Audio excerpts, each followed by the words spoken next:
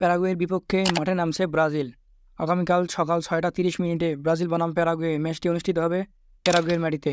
প্যারাগুয়ের বিপক্ষে কেমন হবে ব্রাজিলের স্টার্টিং লাইন আপ, এটাই আজকে ভিডিওর মূল বিষয়। গোলকিপার পজিশনে আগের ম্যাচের মতোই থাকবে অ্যালিসন বেকার। দুই সেন্টার ব্যাক পজিশনে থাকবে গাব্রিয়েল মাগালহায়েস ও মার্কোয়েনহাউস।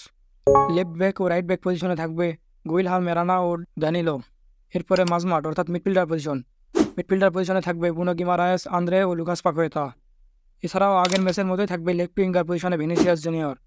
রাইট উইঙ্গার পজিশনে প্যারাগুয়ের বিপক্ষে শুরুর একাদশে থাকবে রদ্রিগো এবং স্ট্রাইকার পজিশনে শুরুর একাদশে থাকবে এনরিক। এটাই ছিল প্যারাগুয়ের বিপক্ষে ব্রাজিলের স্টার্টিং লাইন আপ। এই একাদশ নিয়ে আপনাদের মতামত অবশ্যই কমেন্টে জানাবেন। ভিডিওটি ভালো লাগলে অবশ্যই একটি লাইক করবেন এবং ইউটিউব থেকে ভিডিওটি দেখলে ইউটিউব চ্যানেলটিকে সাবস্ক্রাইব করে দিবেন এবং ফেসবুক থেকে দেখলে ফেসবুক পেজটিকে ফলো করে দিবেন।